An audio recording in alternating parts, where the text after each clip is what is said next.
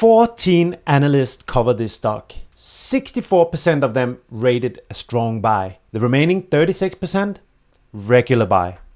0 holds, 0 sells. And yet, the stock is down more than 40% this year. So either 15 professional analysts with decades of experience are all completely wrong at the same time, or the market is mispricing something significant. Today we're going to find out which one it is.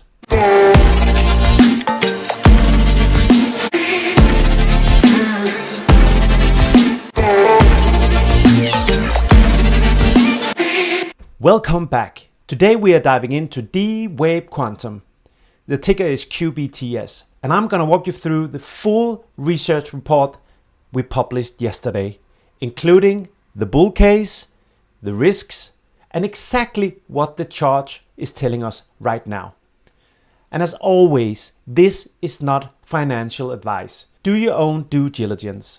So let's get into it. Before we talk about the numbers, let's make sure we are all on the same page about what this company actually does. Because quantum computing gets confusing fast. D-Wave Quantum is the world's first and right now the only publicly traded company with a live commercial quantum computing platform. It's not a lab. It's not a research paper. It's commercial.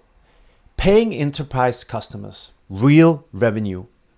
So what does that mean in plain English? Classical computers, your laptop, your phone, it processes information in bits and zeros.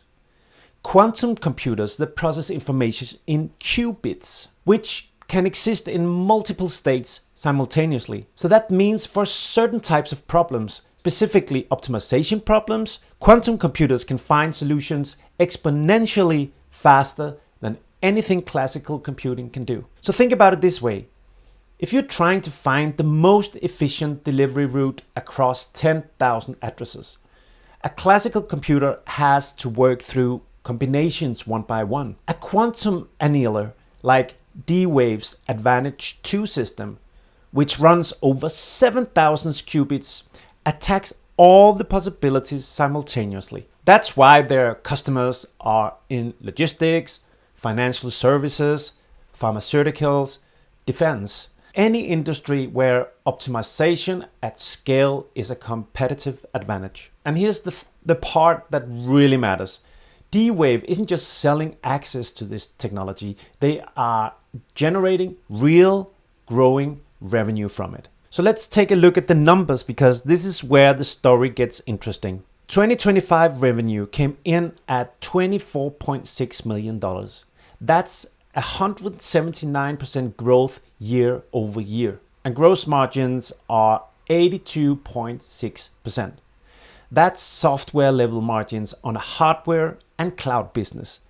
That tells you the unit economics here are exceptional once the revenue scale kicks in. Now, Q1 2025 had a big single enterprise deal that made the quarterly numbers look lumpy. And they are lumpy because quantum system sales are large, infrequent contracts. But here's the number I want you to pay attention to.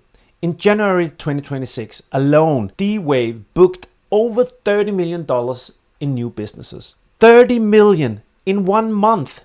For context, that's more than their entire 2024 revenue in a single month. That's not noise. That's a phase shift in enterprise quantum demand. They also just signed an 8-figure 2-year QCAS deal, which is quantum computing as a service with a Fortune 100 company. So that's the largest known enterprise quantum cloud deal in the sector. And sitting behind all this, an $836 million cash balance. No near-term dilution risk. Enough runway to execute the full roadmap without going back to the market cap in hand. Now here's where D-Wave's story has genuinely changed in the last few months. And this is the piece I think the market hasn't fully priced in yet. In January 2026, D-Wave completed the acquisition of Quantum Circuits Incorporated, GCI, for $550 and $50 million. And why does that matter? Well, because it makes D-Wave the only company in the world offering both types of quantum computing, annealing and gate model. Without getting too deep into the technical weeds, annealing is what D-Wave has always done, exceptional at optimization problems, commercially deployed today. Gate model is the more general purpose approach that IBM, Google, and IonQ are pursuing, but none of them have it commercially deployed yet at scale. And D-Wave has both, so that's a structural moat. Not another company can say that. IonQ has faster revenue growth, but $3.5 billion in cash burning through an unproven commercial model. Getty has modest cash and modest revenue. IBM and Google are building in private labs with no commercial quantum revenue to speak of. So D-Wave has real revenue, real customers, real margins, and now a dual platform that positions it for a long-term gate model market as well. So back to where we started. 15 analysts, 100% buy equivalent ratings, average target of around $32. From around $15 today, that's over 100% implied upside over a 12-month horizon. So that degree of analyst conviction is rare. And what's driving it is exactly what we just covered. The dual platform thesis, the January booking surge, and the May 20th earnings date where we get full year 2025 results plus 26 guidance. If they guide anywhere near what January bookings imply, that could be the institutional re-rating catalyst. Now let me be honest with you about the technical picture, because it's not clean right now and I'm not going to pretend otherwise. The 4-hour chart is showing a bearish bias. It's trading below the AVAP anchors, about 27% below fair value by our system read. So the Cantillon regime is transitioning from full risk towards speculative, which is improving, but it hasn't been confirmed yet. But what the daily chart is showing is something we call a coil spring setup. Volume compression is building at 72%. Stability is flagged as transitioning to stable. So key level to watch, because we are now at a line in the sand. Daily we have the AVAP where it closed beneath the AVAP, but we still have, if you look historically, we have support in this area. Otherwise, we have major support at the area around 11 and 12 as well, where another buying opportunity could be. On the upside, we have the value area high here at around 19 to 20. Then the bigger supply zone at 25 to 28. We also have a supply zone in the 29 to the 31 area. And then we have the all-time high up at 46. So we initiated a position on March 26, and we sized it 25% due to the current macro regime. We will add if stability goes from 0 to 1, and we have a confirmation on the Cantillon flow is improving towards accumulation.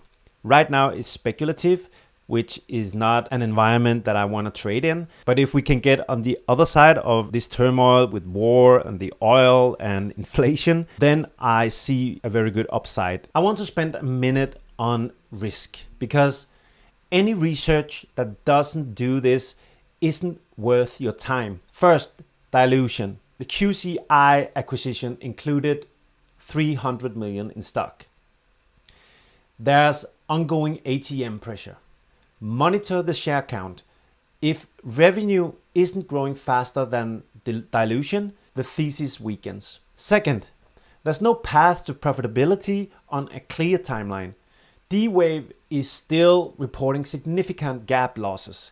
This is a speculative position, so size it accordingly. Third, revenue concentration. A big chunk of 2025 revenue came from a small number of large deals. If deal timing slips, quarterly results can disappoint badly.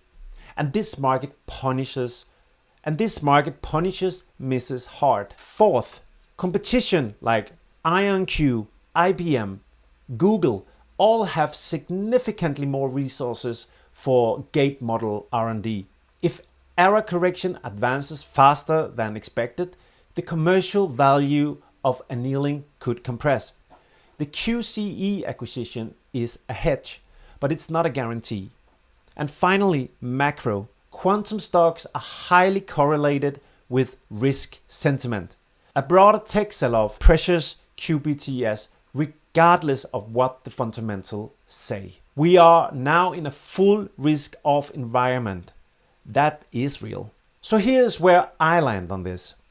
In the near term, swing horizon. The risk reward for mean reversion towards $20 to $24 in the May earnings is compelling, with a stop below 12. Medium term, if the QSAS expansion continues and the dual rate gate model launches on schedule, 25 to 30 is the target zone. So long term, 1 to 2 years, if D-Wave executes on the full dual platform commercialization thesis, the analyst target of $32 to $34 starts to look conservative, giving a $450 billion TAM by 2030. The market is pricing this like a company whose story is over. The fundamentals, they suggest the story is just getting started. 15 analysts agrees. The chart is coiling. So the question is if you want to be early or wait for confirmation and pay a higher price for the same thesis. And if you want the full research report, every number, every level, every risk, the link is in the description. That's the elite research report we put out yesterday, and it's available to paying members. If you found this useful, hit the subscribe button. We do this kind of analysis regularly, and the next one is already in progress. It's not financial advice. Do your own research, and I'll see you in the next one. Trade safe. Bye bye.